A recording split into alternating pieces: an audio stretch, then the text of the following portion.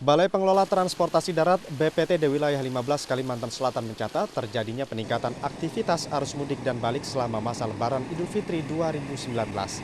Tercatat jika tahun lalu arus lalu lintas berjumlah 840 lebih pengendara, maka tahun ini mencapai sekitar 1.937.000 pengendara yang dipantau 5 titik traffic counting sejak 7 hari sebelum hingga 7 hari setelah Lebaran. Survei yang terpantau itu paling tinggi adalah di UPPKB Liang Anggang yang masuknya itu 494.000 kendaraan ya. Terus yang keluarnya 543. Jadi totalnya itu sekitar 1 juta lebih. Kalau dipersenkan tuh 52,9%. Nah, ini paling tinggi 52,9%. Yang lainnya kayak Kintab itu cuma 5,9%.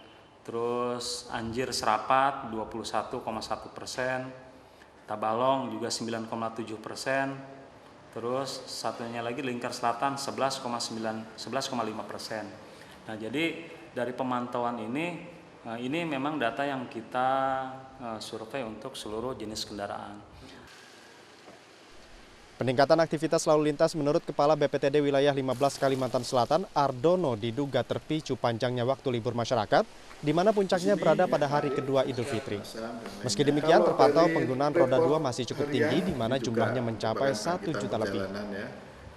Secara umum, dari kelima titik perhitungan lalu lintas tersebut terjadi peningkatan yang signifikan, bahkan 100%. Lebih dari 100%. Jadi tahun kemarin 840.387 totalnya, tahun ini 1.937.161. Jadi 2 kali lebih.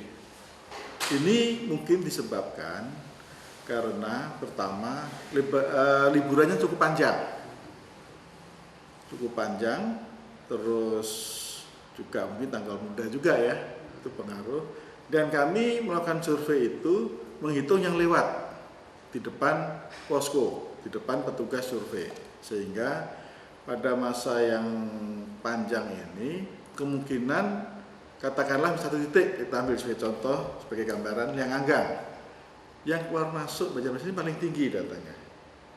Ini mungkin disebabkan perjalanan misalnya Anda pagi berangkat ke Banjarmasin untuk urusan kantor, kemudian balik lagi untuk urusan pribadi, ada pertemuan atau silaturahim, kemudian balik.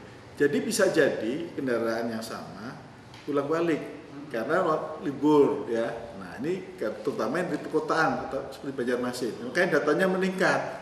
Jadi tidak satu-satu terus itu mewakili populasi yang satu-satu orang. Jadi peningkatan yang besar ini karena memang pergerakan yang sangat dinamis pada masa Lebaran 2019 ini. Kan tadi pengaruh dari libur panjang, orang banyak waktu longgar, banyak luang, banyak singkat wirawiri lah ya. Nah, ini terekod, kita hitung aja.